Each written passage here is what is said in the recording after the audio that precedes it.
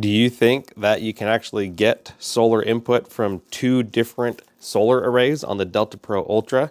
Well, that's what I'm about to test right here. You can see I'm getting 3,700 watts right now 4,000 watts.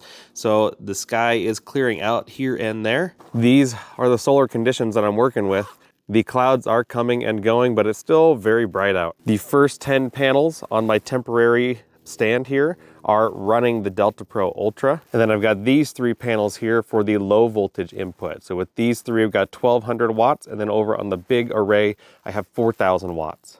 And very soon, I will be announcing this special solar panel stand that I invented. My patent work is going through right now. Comment down below if that's something that interests you. The real question is, how is this going to perform during the winter?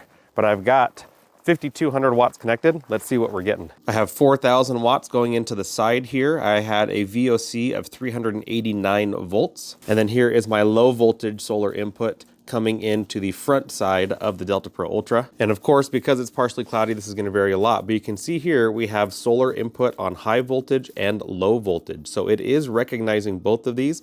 And you can put solar input through both solar input ports at the same time.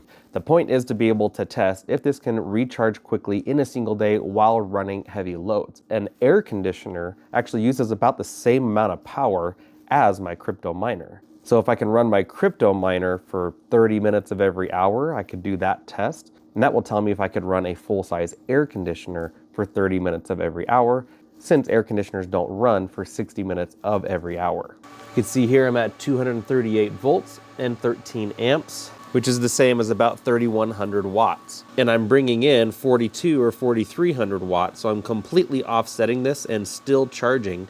And if I'm able to sustain this, this will still get charged in about 3 hours. The only downside to this Delta Pro Ultra setup is that I don't have enough battery to run through the whole night and then be able to recharge in a single day while still running that crypto miner. Now, 3,300 watts is a lot of power. Now, it's actually enough that I could heat my house with it because it's outputting that much heat. It's almost like running 4 space heaters. I was just at 4,750 watts of input. So this definitely can input a lot, and I do like that aspect. Let's go ahead and start the crypto miner and show you how that works. Now this Bitmain Antminer KA3 surprisingly runs really quiet when on a full load. It's making money right now.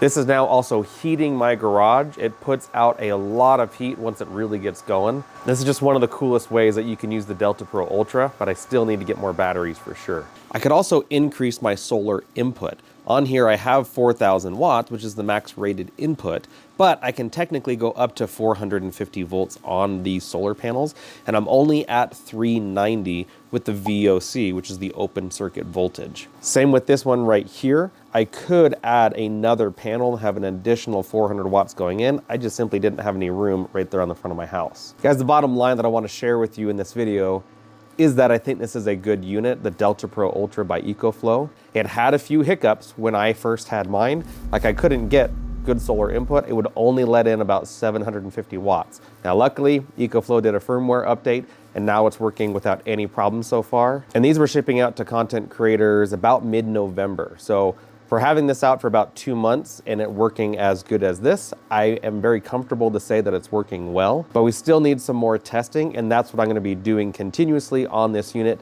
to see if it will hold up. One of the best ways to be prepared is have backup solar. It is one of the most vital pieces of equipment because it is the absolute game changer. Now in my upcoming video, I'm going to be comparing the Delta Pro Ultra to the Apollo. So those two in my mind are the 2 top contenders right now, and we need to do a deep dive into a comparison of those 2. With the Apollo, I have to use 2 units in order to get 240 volts, but the added benefit to that is that each one of these can do 4,400 watts of solar input, and that means combined I can get 8,800 watts, which would seriously allow me to recharge this in a single day while having a lot of loads. And that's one major benefit, but there are some major benefits to the Delta Pro Ultra that the Apollo doesn't have. Make sure you're subscribed for that video because it's going to be coming out very soon, and I think it's going to help a lot of people understand the real differences between these 2 systems and which one's going to be the best for your scenario. To support the channel, go to patreon.com/minutemanprep or poweredportablesolar.com to order all of your solar kits. And if you need help just shoot me an email to info@poweredportablesolar.com. Appreciate you guys. Be prepared. See you all in the next video.